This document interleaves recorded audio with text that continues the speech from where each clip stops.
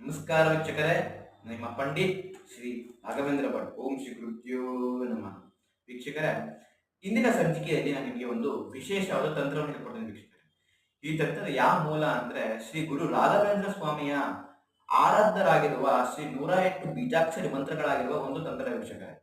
ಈ ತಂತ್ರ ಯಾವಾಗ ಮಾಡ್ಬೇಕಂದ್ರೆ ಪ್ರತಿ ಗುರುವಾರ ಒಂದು ಮಾಡ್ಬೇಕು, 11 ಗುರುವಾರ. ಏನಕ್ಕೆ ಮಾಡ್ಬೇಕಂದ್ರೆ ವೀಕ್ಷಕರೇ, ನಿಮ್ಮ ಮನೆಯಲ್ಲಿ ಹಣಕಾಸಿನ ತೊಂದರೆ, ಮನಸ್ಸಿನಲ್ಲಿ ಕಿರಿಕಿರಿ, ನೆಮ್ಮದಿ ಇಲ್ಲ, ಶಾಂತಿ ಇಲ್ಲ ಮನೆಯಲ್ಲಿ, ಹಾಗೂ ನೀವು ಅನ್ಕೊಂಡಿದ್ದ ಕೆಲಸ ಆಗ್ತಿಲ್ಲ, ಅನ್ಕೊಂಡಿದ್ದೆ ಬೇರೆ, ಕೆಲಸ ಆಗ್ತಿರೋದೇ ಬೇರೆ, ಬರೀ ನೀವು ವ್ಯಾಪಾರದಲ್ಲಿ ಪ್ರಾಫಿಟ್ ಮಾಡೋದು ಬರೀ ಲಾಸ್ ಆಗ್ತಿದೆ ವ್ಯಾಪಾರದಲ್ಲಿ, ಏನೇ ಒಂದು ಮಾಡಿದ್ರು ನಿಮ್ ಕೈಯಲ್ಲಿ ಆಗ್ತಿಲ್ಲ, ಎಷ್ಟೇ ಕಷ್ಟಪಟ್ಟರು ನೀವು ಕಷ್ಟಪಟ್ಟಂತ ತಕ್ಕಂತ ಪ್ರತಿಫಲ ನಿಮ್ಗೆ ಸಿಗ್ತಿಲ್ಲ, ಮನೆಯಲ್ಲಿ ಮನದಲ್ಲಿ ಚಿಂತೆ, ಬರೀ ಮೋಸಗಳಾಗ್ತಿದೆ, ಮತ್ತೆ ಬರೋ ದುಡ್ಡು ಬರ್ತಿಲ್ಲ, ನೆಮ್ಮದಿ ಇಲ್ಲ ಜೀವನದಲ್ಲಿ.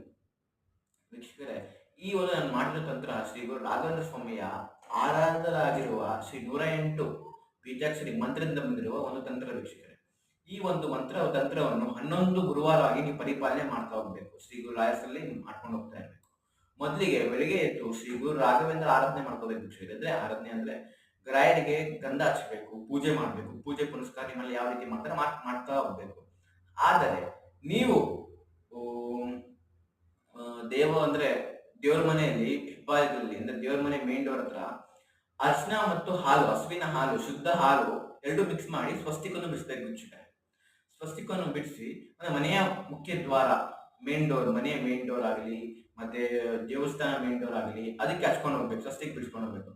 ಆಮೇಲೆ ನೀವು ಸಂಪೂರ್ಣ ಪೂಜೆ ಪುನಸ್ಕಾರಗಳು ಮುಗ್ದಾದ್ಮೇಲೆ ನೀವು ಒಂದು ಬಟ್ಟೆ ಇಟ್ಕೋಬೇಕು ವೀಕ್ಷಕರೇ. ಅಂದ್ರೆ ಅರ್ಶಿನ ಮತ್ತು ಹಾಲು ಕಲಸಿಟ್ಟಿರ್ತೀರಲ್ಲ, ಅದನ್ನ ಹಣೆ ಮೇಲೆ ಹಚ್ಕೊಂಡು ಹೋಗ್ಬೇಕು ವೀಕ್ಷಕರೇ. ರಾಯನ ಪ್ರಾರ್ಥನೆ ಮಾಡ್ಕೊಂಡು ಮನದಲ್ಲಿ ಇಟ್ಕೊಂಡು ನಿಮ್ಗೆ ಏನ್ ಇಷ್ಟಾದ ಕಾರ್ಯ ಆಗ್ಬೇಕು ಅಂದ್ಬಿಟ್ಟು ಹಚ್ಕೋಬೇಕು ವೀಕ್ಷಕರೇ.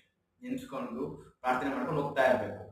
ಹೋದಾಗ ಏನಾಗುತ್ತಂದ್ರೆ ವೀಕ್ಷಕರೇ, ಆಗೋ ಕೆಲಸ ಆಗುತ್ತೆ. ಇದಕ್ಕೆ 100ಕ್ಕೆ 101 ಸಕ್ಸಸ್ ಸಿಕ್ಕಿದೆ ವೀಕ್ಷಕರೇ. ಒಮ್ಮೆ ಟ್ರೈ ಮಾಡಿ ನೋಡಿ ವೀಕ್ಷಕರೇ, ಒಳ್ಳೇದಾಗಲಿ. ಎಲ್ಲ ಓಂ ಶ್ರೀ ಗುರುಭ್ಯೋ ನಮಃ.